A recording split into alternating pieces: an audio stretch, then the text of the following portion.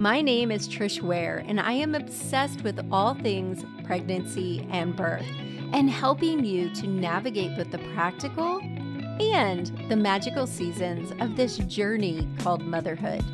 I'm an all-day coffee-sipping mama of 7. I've had the amazing privilege of delivering many babies in my 15-plus year career as a labor and delivery nurse and as a mama of 7. I'm here to help you take the guesswork out of childbirth so you can make the choices that are right for you and your baby. Quick note, this podcast is for educational purposes only and does not replace your medical advice. Check out our full disclaimer at the bottom of the show notes. Good morning, everyone. I am really excited, and I know you guys are like, that's what you always say, but we are pretty picky about who we choose to be on our podcast. And today's guest is Gina Mundy, and she is an attorney that specializes in childbirth cases. And so I'm really excited to have her on. Of course, we started talking before we hit record, and I'm like, hold up, we've got to talk about this on the podcast. So welcome, Gina. Thanks for having me, Trish. I am so excited for today's conversation. Me too. So tell me how you got into this field of working with childbirth cases. Like, how did you end up specializing with that? Yeah, it's a really boring story. I wish it was better. Literally graduated law school, took the bar, passed the bar, needed a first job, stumbled on this area and was hired into a team of over 20 people. And this is all they did were these baby cases. And just so your audience knows, a baby case means baby's not born healthy. Baby may pass away during childbirth or mom. So these are serious cases. And I was at that age too, where I was having a baby was on my radar. So I'm like, wait a minute, I got to stick around for this job and make sure what I was seeing in these cases didn't happen during the birth of my own kids.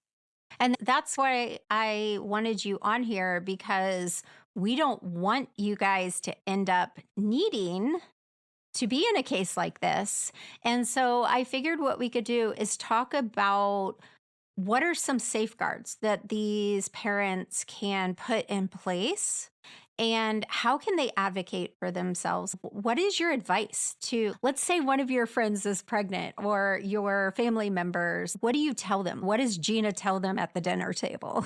So Gina tells them to read her book. I did right now. So I have 2 girls, 20 and 16, and I did ultimately start putting down what I know down on paper for them. Because I'll tell you, as a childbirth attorney, how I would prepare my kids, family, friends is way different than how a traditional family would prepare. So yeah, I started to write. And then as I started writing, it became quite apparent that this is information that would just not help my kids, a lot of other families. So I direct them to chapter 1. And basically chapter 1, those are the lessons from the baby cases. So it's a lesson we can learn from the past to help prevent the future.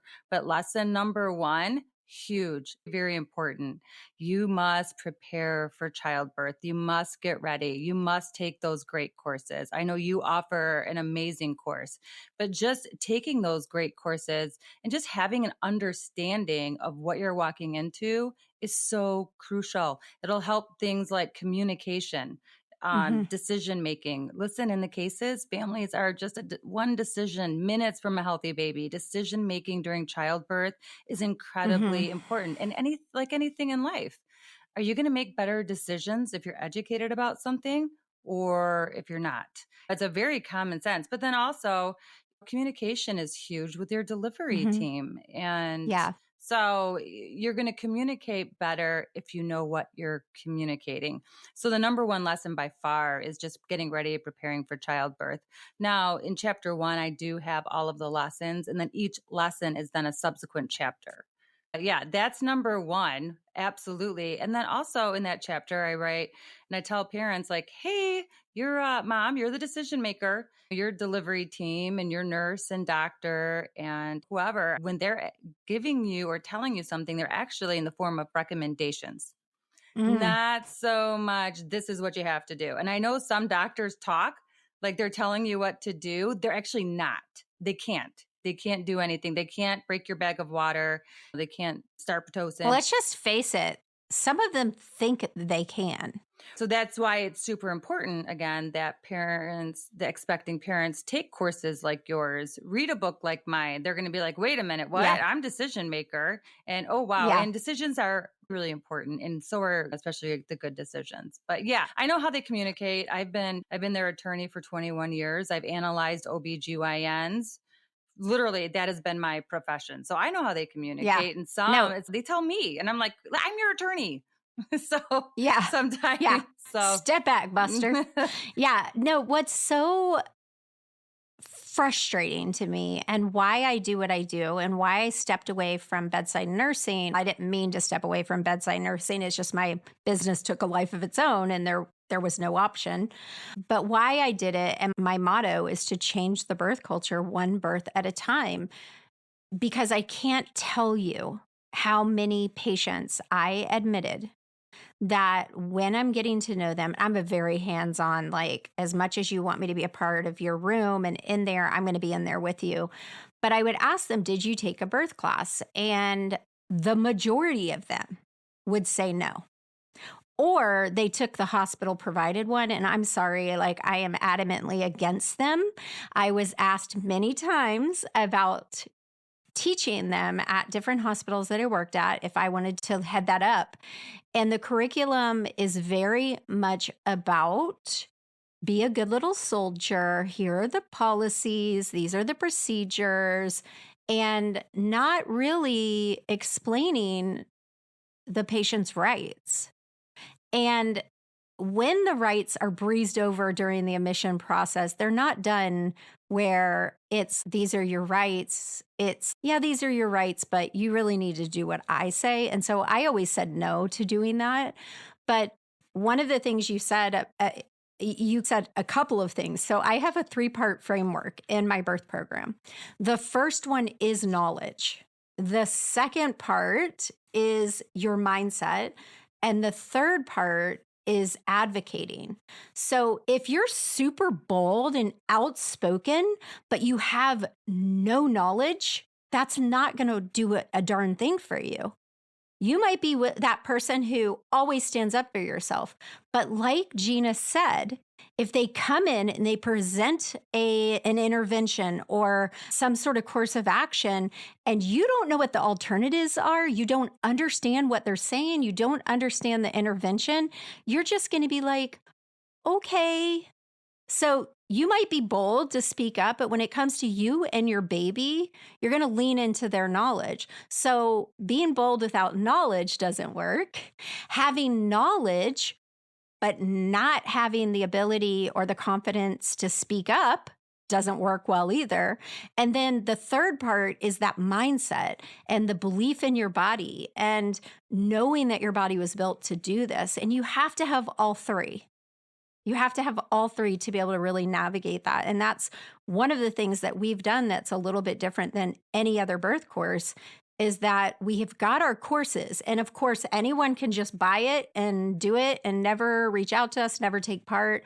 But we also meet with our moms every Wednesday on Zoom, and we help them really digest and understand what they're learning and then how to apply it. And one of the big parts of my birth class is the hospital process. I have a lot of home birth students as well, and I have birth center students. Birth is birth, no matter where it happens.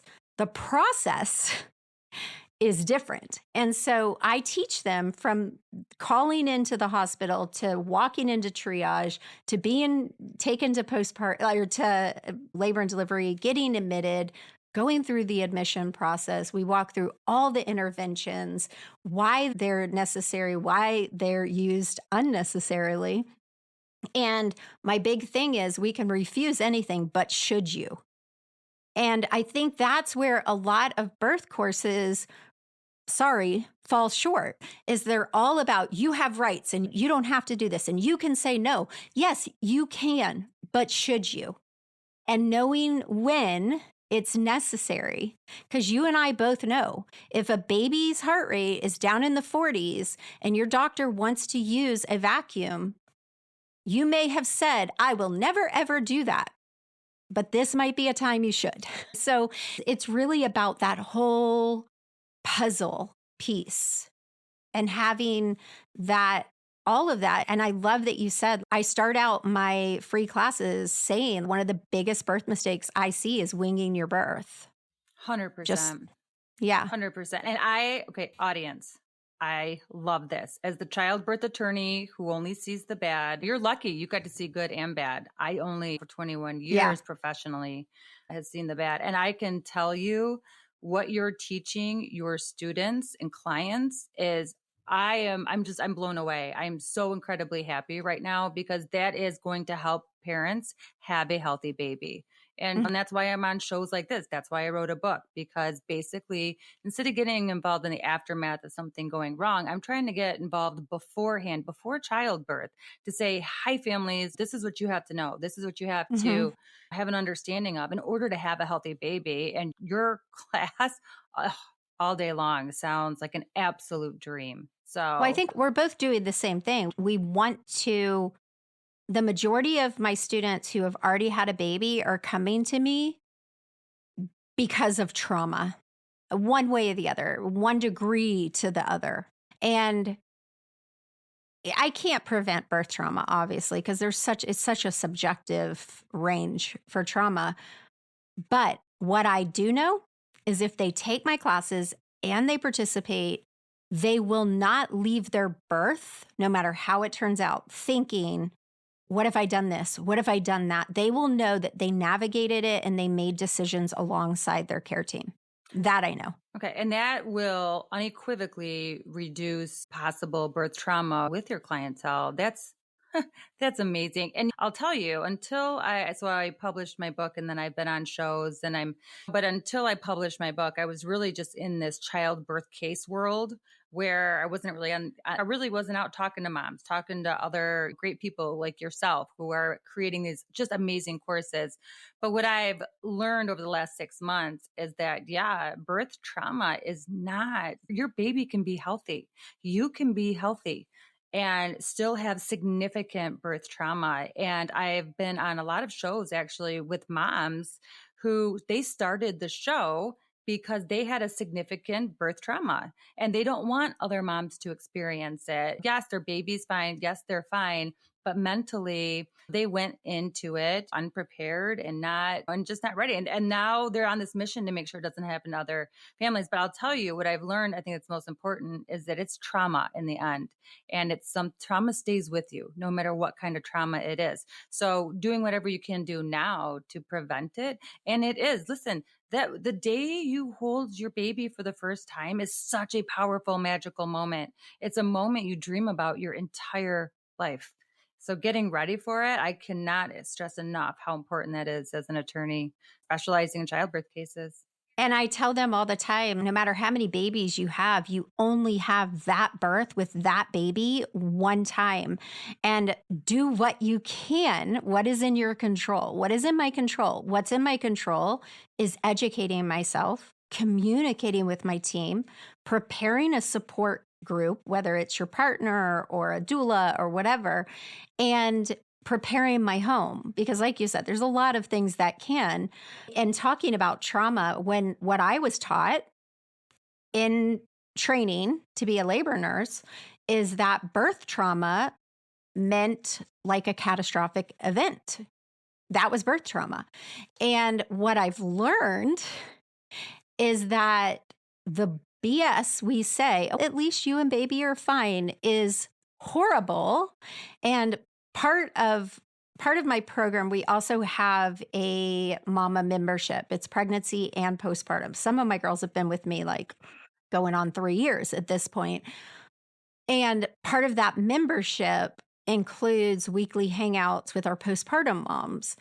And I'm just going to be completely transparent. And a lot of my listeners have heard me say this, but it's still honestly, there have been times I've laid in bed just like, what in the world? Because, and the reason is we started hanging out with them every Thursday, the postpartum moms. I'm a labor and delivery nurse. I recover you for 2 hours and you're on your way. The majority of time I've ever spent with postpartum moms has been in real life. I say that with quotes, with my own friends. And most of us had babies at the same time. None of us had time to sit down and have a really deep conversation. We're trying to breastfeed, our nipples are hurting, our butt hurts, kids are running around. You don't have time to sit and say, hey, I know that my baby's healthy. I know that I'm healthy, but I'm reliving my birth because A, B, or C happened. And the very first postpartum hangout we had was one of the most powerful experiences we've ever had with a group of women. And all of us are so bonded, that group, because one of the moms had the courage to say some of the things she was going through. And it was the first time I brought my VBAC moms together with my calm labor mom. So I have 2 birth courses. One is calm labor, confident birth. That's for anyone, first baby, second baby, hospital, home birth, whatever. The VBAC lab is specifically for someone who's had a C-section who wants to have a vaginal delivery. I always kept them apart, right? And so some of those students, this is the first time they met. Part of the reason I kept them apart is that I don't want these moms who wanted a vaginal birth so badly and didn't get it to talk to this mom who had this perfect vaginal birth. But they started healing together because we had one mom that on the outside, she had a 2-hour labor. She got to the hospital. She delivered really fast. And it sounded like an amazing birth. Perfect. She cried and shared with us for 5 minutes talking about her emotions because it happened so fast. It was so traumatizing to her. And she had plans. They had a playlist and they had twinkle lights. So to some people that might be like, so someone who ended up in an emergency C-section, if they didn't get to know her and see the emotions, the deep emotions she was feeling, they might have blown her off, right? But it was so apparent to all of us that she was traumatized, and we were able to walk through that with her. And that has been life-changing for me as a labor nurse, honestly, to experience that with these moms. That was a shocker to me. Yeah. Wow. Yeah, it sounds amazing. Because you're right. You would only see them for the first couple hours. See ya, have a nice day until you start that group. Yeah. Wow. Yeah. What a great resource. I wish I had something like that when I was. Oh, me too. My oldest is 20 now. Youngest is 9, but I know you have 7 kids. You sound like me. Yeah. My oldest is 34 and my youngest is 9. Oh my goodness. Yeah, you had a huge gap. I started very young and ended old. But yeah, it's been a really amazing experience. And I also have 3 doulas on my team. And so to bring us together, because typically in the real world, they butt heads, doulas and labor nurses. So it's just been a really amazing experience. And yeah, to be able to process that trauma and to walk through. And I'm not saying that some of my students I've had students have had losses. They've had fetal demise, which is, for those of you guys listening, they've had babies that have been stillborn. And, one of them that I'm thinking of, she's pregnant with her second baby after her loss, and she's still one of my students. She's involved in my community. I love her dearly. Support is everything. Oh, yeah. As well. Sounds like what a great resource. I'm just so blown away listening to you. I love it. And by the way, I love doulas. As a childbirth attorney, I've never had a doula in a case. If a doula would have even stepped in the labor and delivery room, she'd be a fact witness. If she even talked to a mom during pregnancy, she'd be a fact witness.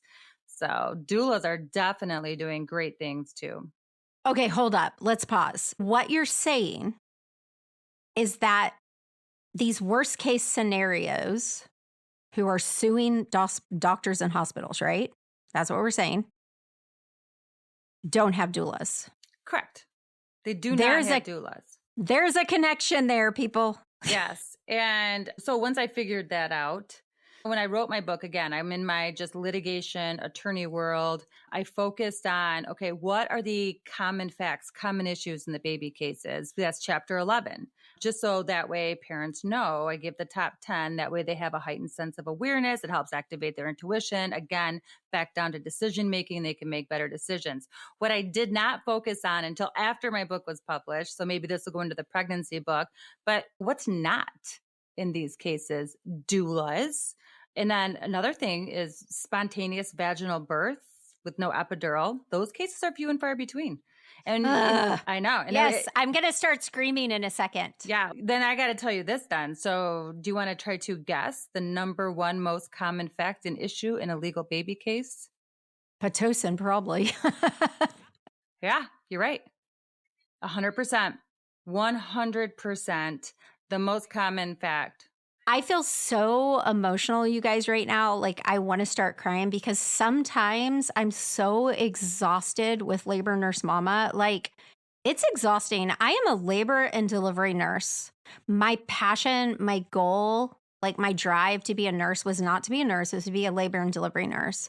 And I'm going to tell my story tonight during my workshop. But I have never been more disheartened and disgusted by what I saw behind the scenes once I got my dream job. And it was a very specific patient who I labored with her all my whole shift. I was night shift at the time. She was amazing. She did not need Pitocin. She did not need intervention. I knew damn well that this doctor did not like to stay long. He wanted to get home. He was pushing her.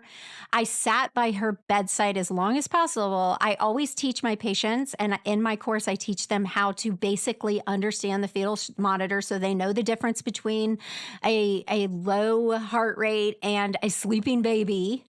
And because they will use that a lot to go back to the OR. And so I sat there as long as I could, had to go to the bathroom, ended up coming back. They're prepping her for the OR. And this was a very healthy, spontaneous labor. She did everything right. They talked her into Pitocin because you were doing really good, but we don't want this to turn into something it doesn't need to be. Ended up on Pitocin because at the bed, this is why I do what I do. Because at the bedside, I have to just follow his orders. Now, if he's doing something grossly negligent, obviously I'm going to go to my charge nurse. But basically, this is hospital policy. This is standard. This is what we do, which is pretty much put you all on Pitocin for one reason or the other. And so she ended up on Pitocin. Then it just wasn't. And so she ended up in the OR. And I remember that next day crying in my car.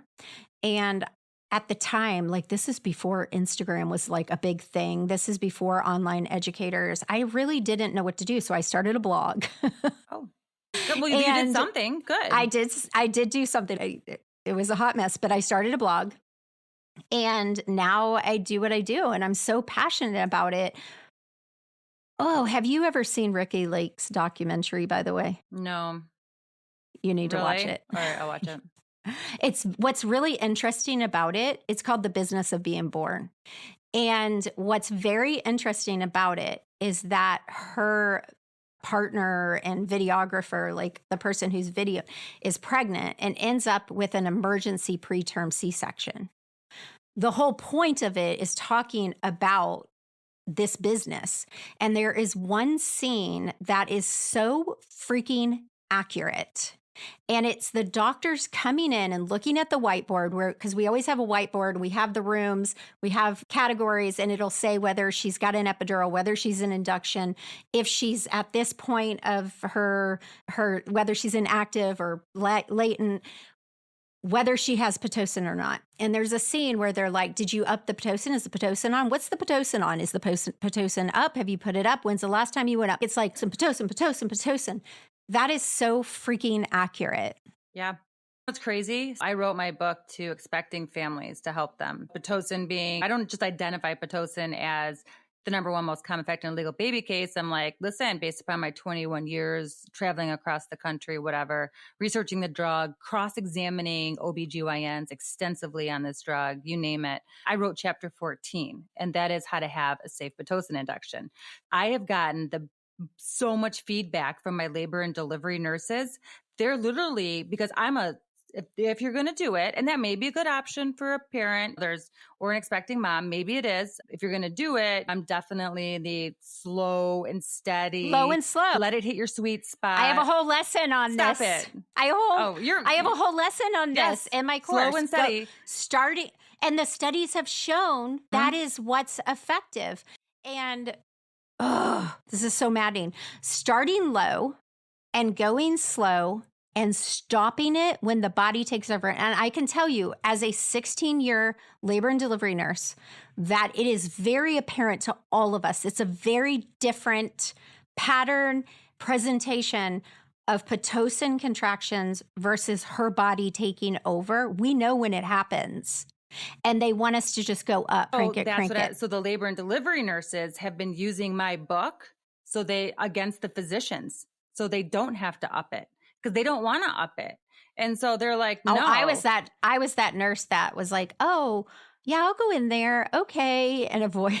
I even have a reel on this because I literally never went up by 2. I always went up by 1. Oh my God. Wow. Oh my goodness. This makes me so incredibly happy, because you know what? Somebody may need a Pitocin induction. The introduction to my book is my niece's story. She had a rough childbirth, but she went in at 38 weeks. There were concerns about the baby. I saw the heart rate. There were legit concerns. And that's again, it's necessary when it's necessary. Yeah. And she had 2 choices: pit induction, C-section. And it was a good choice for her. Mm-hmm. And that obviously it was crazy slow, crazy steady, or whatever. Yeah. Even then it was still hard. And I'm just going to be very real with you. The doctors have a very easy time convincing the moms that they want to go up because the moms are tired of it. It's exhausting. Inductions they're exhausting mentally, physically, emotionally. They just want to meet their babies. It's a very ripe environment for the doctors to manipulate them into rushing things. Because I've had I am a homeschool mom. I love education. I would spend so much time educating my patients, and I swear to God, 90% of them would then do exactly what the doctor said, despite what I told them and even warned them would happen. And so let me just tell you this really quick. My very first labor and delivery job was at a birth center. It was a freestanding birth ward, okay, at a freestanding hospital. This is going to make you literally, your stomach get sick. They had no blood in-house. They had no doctor in-house. They hired 32 of us new nurses on night shift with no doctor at night and no blood in-house. And the charge nurse for labor and delivery was also the charge nurse for the general med-surg floor on the bottom floor of the hospital. But they had decided that they wanted to go to become a high risk. So they were starting up until like around the time I got hired, and why they hired so many of us. Now, I came into this blindly. I just wanted to be a labor nurse. I didn't know anything. And they hired all of us, which was a nightmare in itself. The majority of their patients were inductions, and they were transitioning to this high risk status. Like they were they were transitioning to a level 2 NICU. Before that, they had just a nursery.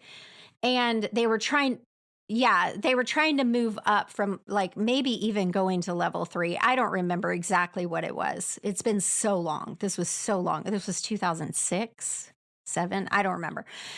Anyway, so they are sending us in groups to get trained at the big hospital that they're attached to, the high-risk hospital. However, they were bringing in inductions after another, and they were going up 4x4. What? Yeah. Oh, and none of us had a clue, right? And so I took my first travel assignment because we needed some extra money and I heard about it. It was a 4-week assignment in California. I thought it was going to be a one-time thing. I learned more in that 4-week assignment with union nurses who don't do shit unless they want to. I'll tell you that much. I learned more, and we were doing blood sugars on every baby. We were doing insane things. And I came back and quit the job. I was like, I'm not losing my license for these people. There's no way. I was sick. And I even met with them to talk to them about that's not safe what you're doing. It was, and I never saw that anywhere else, but it was a nightmare, a nightmare. Yeah. And It's so scary. It is scary. I'm telling you, that's what I tell people. I always say, I'm like, I was hired into a team of 20 people.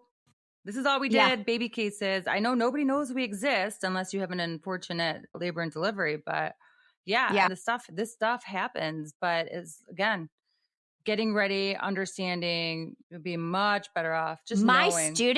My students know the rate that Pitocin is ordered, and they know the rate that I say to ask for, and they will push back, let me tell you. And these doctors, one of the doctors told my student she was, oh my gosh, what was she? I think she was 41 years old. And I don't remember, but he told her that basically no one delivers without being induced. Like it just doesn't happen. Oh my goodness. So hold on. I was on the phone with the doctor. Hold on. And he told me the standard of care. So that means what a reasonable and prudent physician must do or does.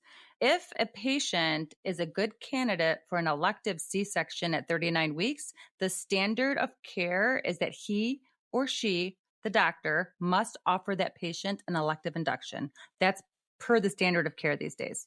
That's what he's telling me. I'm like, what? My stomach went upside down. I need to start a book with some of the bullshit these people say. Yeah, this is very interesting. And then, so in my book, in my How to Have a Safe Pitocin Induction, I am definitely a 1. Let your body respond to it. Only go up by 1. 6 is the equivalent to, supposed to be equivalent to, labor. And then most orders go to 20. In my book, I'm like, stop them at 10. So if you're going to have an induction, it's something you need to talk to about with your doctor during your pregnancy. If it's something that happens at the hospital, you didn't want it, but you know what? That's going to be a good choice given your labor. You should have a basics so you understand it. So then you can talk to the doctor. But I have them in the book. No, stop the Pitocin at 10. Your order can only go to 10, not 20. And I don't even want them to get to 10, but if it does, that maybe that everybody reacts to Pitocin different, if it is what it is. But I think you'd find that if you haven't read it. And the other thing is what I recommend they do is go low and slow until the body takes over. Once you're making consistent cervical change, tell them you want it stopped or cut in half, period. Yes, 100%. And that is the biggest thing that these doctors fight back on and do not give much on. Real quick, in the baby cases, that's the biggest issue. And here's the deal. Everybody. So like I said, I've traveled the country meeting with delivery teams and doctors and nurses, and everybody has different opinions on how to administer Pitocin. So for instance, I have a case involving Pitocin. I have to retain expert doctors to look at the case, and they will look at the care. They'll look at the medical records, and they'll tell me, was the care that mom and baby received, was that good care or bad care? Was the Pitocin induction reasonable within the standard of care, or was it unreasonable? And I will literally have 2 doctors. And the first doctor will tell me everything was done wrong. The Pitocin was incorrectly administered. Basically, they blew the baby out of the uterus with too much Pitocin. And then I'll have my second doctor look at the case. And the second doctor, I'm not kidding you, will tell me that everything was done correctly and the Pitocin was correctly administered and it had nothing to do with what went wrong during delivery. So when that doctor told me that, I was so like, how is that possible? So I asked her about the first doctor. I said, Probably because the second doctor was like, shit, this is exactly what I do. And if I say it's wrong, then I'm wrong. Yep. So that's my opinion. So I said, listen, the first doctor said everything was done wrong and they blew the baby out of the uterus with the Pitocin. And that doctor goes, I'm offended by that statement. And I'm like, wow. But these doctors have very different opinions. So it's important to understand one doctor may be a slow and steady. One doctor may be very aggressive. Yeah. And the thing about that's so maddening is that they come up with ways to support whatever it is they want, no matter whether it's the right thing or not. And I've seen that through the course of my career, because when I first started, it was not the norm to be induced, right?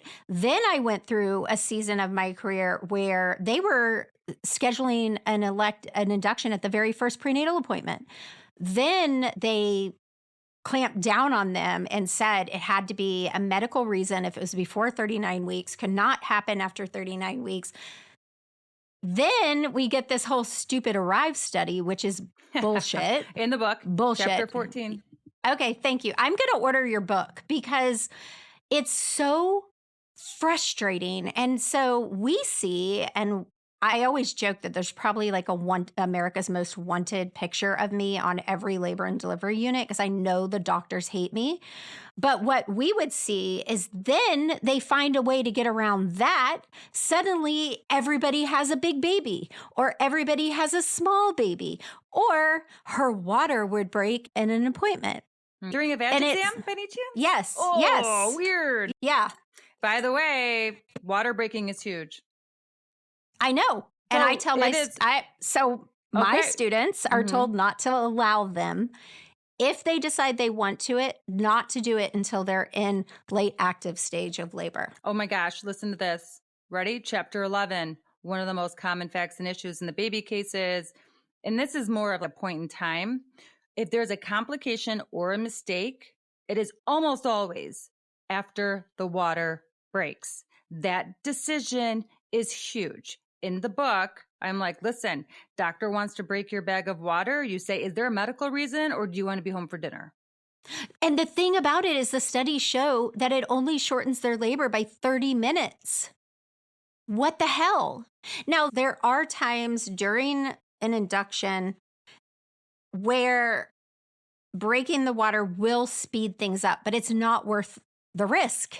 It's not. So if mom has already had a baby, so mom's on baby 2, she's having a pit induction, and she doesn't really want to increase the pit, that might be, depending on mom, a good option in order to avoid increasing the pit and getting the natural contractions going. Let me tell you really quick, and this is going to probably make you cringe as well.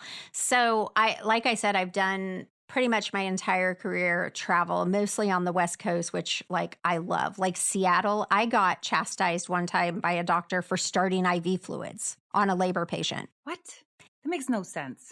It does, because they encourage actually drinking and eating, which is the best. Oh, okay. So I started the IV and then hung fluids, and she was like, why did you put fluids? But on the East Coast, we start at IV, we do fluids. They only get ice chips. That's the norm. Yeah, I'm more East Coast. Yes. Yeah. What are you doing with that thermal? In Seattle, they see birth as a natural process, and you only intervene as needed. IV fluids, that's an intervention. If you have a healthy mom who is consuming fluids, now, I go either way with my students. If they don't want to have an IV site, that's their choice. I personally would rather have a hep lock in, because I don't like to get an IV. I don't like getting stuck myself, and I don't want it in an emergency. I want the calm nurse who knows what she's doing to do it when I'm calm. But if they don't want, so anyway, this is what I was going to tell you. So I did most of my career on the West Coast, which is way more advanced than the East Coast. And we moved back to Nashville, and I get my first job, and we had a provider who would come in at 7 a.m. on all of his inductions, whether they came in the morning or the night before. He would, it gets worse. he would break their water with an FSC, with a fetal scalp electrode, and put it right on at half a centimeter. Wow.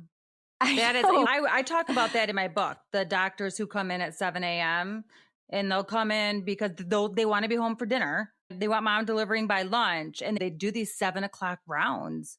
And Yeah, how do I know? And what they want for us, they call us at 6:15 and tell us to have the pads under her bottom, to have a pad ready for her, to have the amni hook out, to have all the things and be at bedside because they're coming in really quick to break her water. Do they say, hey, how dilated is she? What's going on? Like, where is she at in her labor? No, they don't care. Yeah, I know this, obviously. So this is not a good practice. And I talk about in my book, individualized care, not your generic care. That would be generic care. Again, you got to ask questions. Again, like you said, advocate. Now, do you teach them at all about the fetal monitor strip?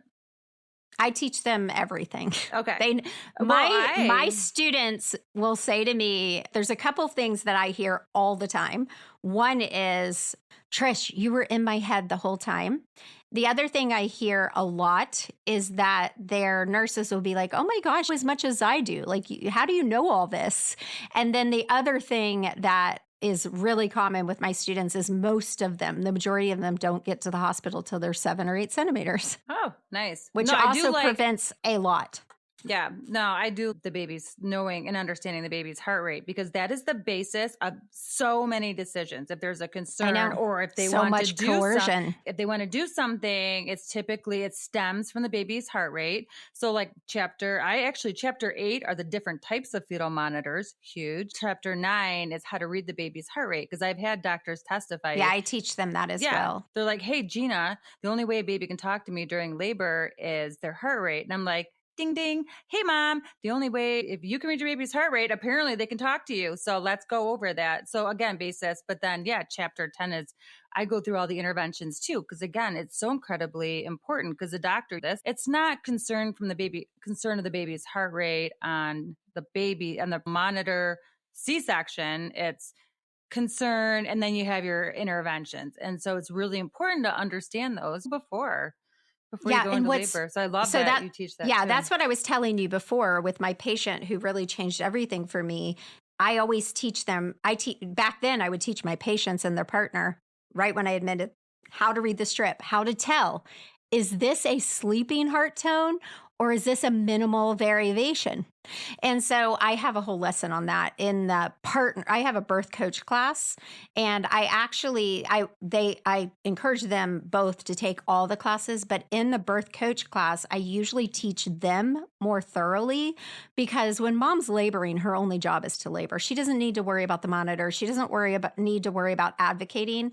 At that point, her partner should be as educated to speak up for her.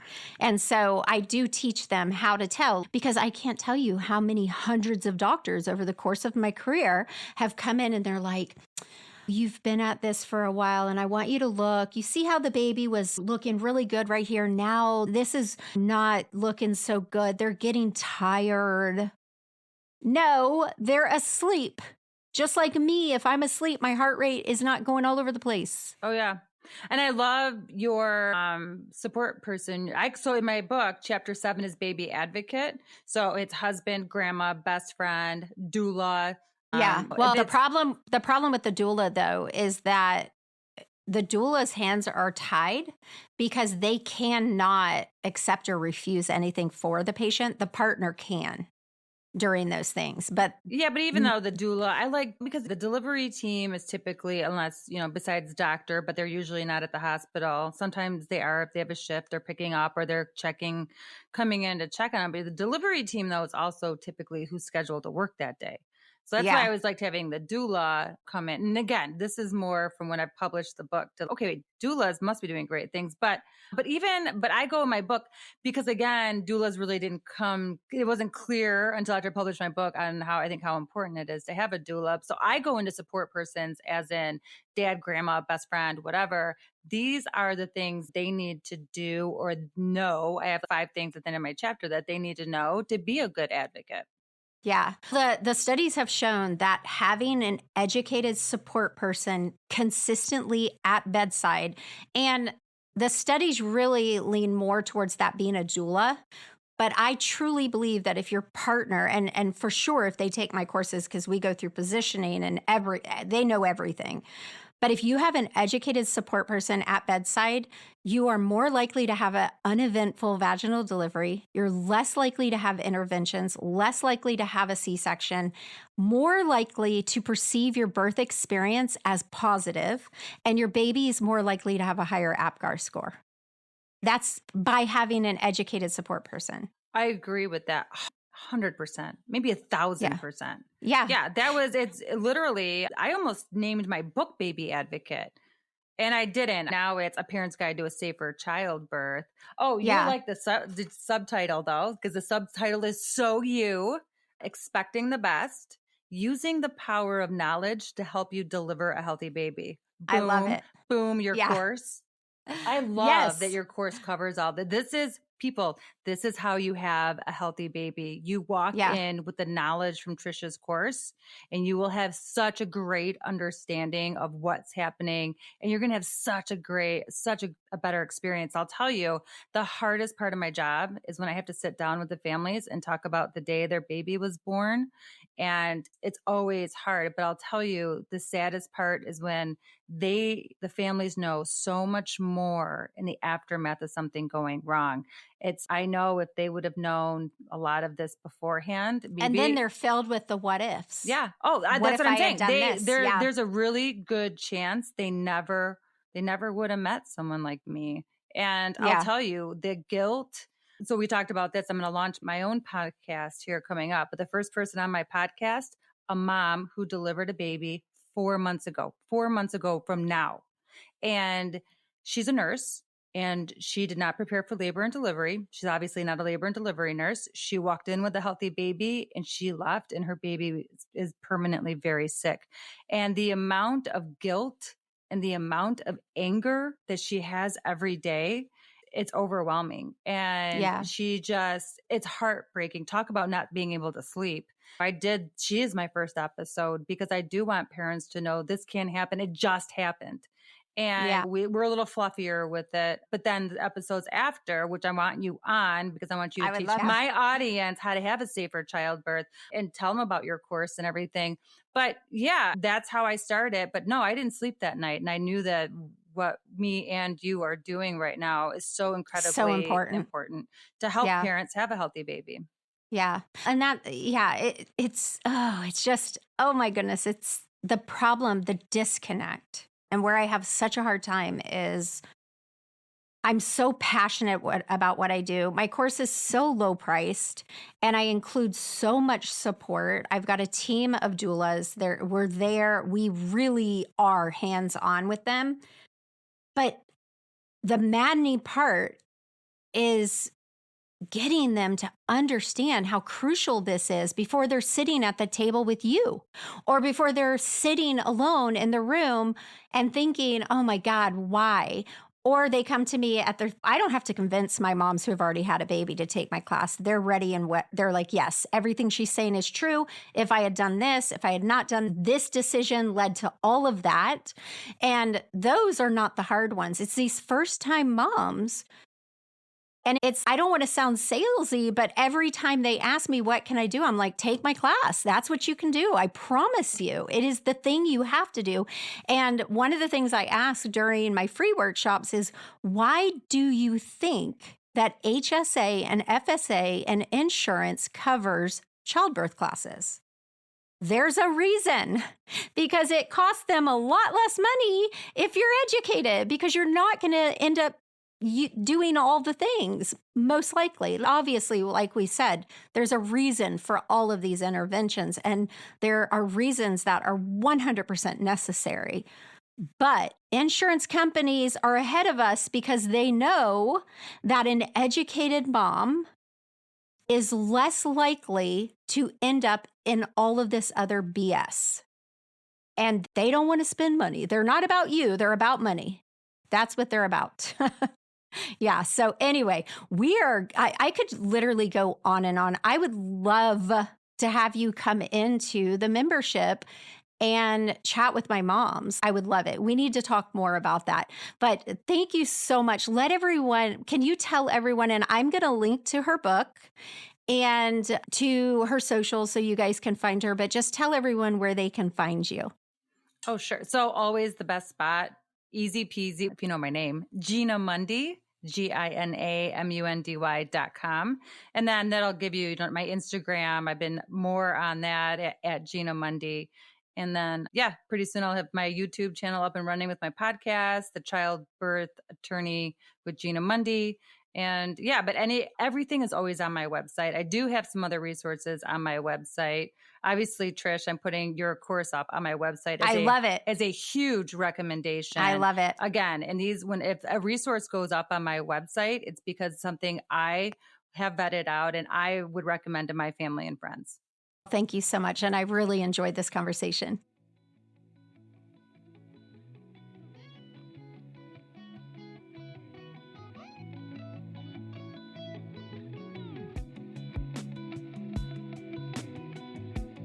Wow, what an incredible episode. It's so validating for you guys to be able to hear someone else saying exactly what I've been saying. Like some of those points that Gina made literally are just mind-boggling. So I'm going to link to her book, link to her resources. If you have not jumped into my birth classes, don't forget, not only do you get my birth classes, you also get weekly hangouts with me and 2 doulas. Did you hear Gina say that none of her cases, those mamas had a doula? That is powerful. Use the coupon code POD50. Go to labornursemama.com/calm and get $50 off. Join and come to our hangout every Wednesday on Zoom. Okay, you guys, as always, hit subscribe, write a review. Tell me how much you loved this episode because I'm sitting here blown away. And I'll see you again next Friday. Bye for now.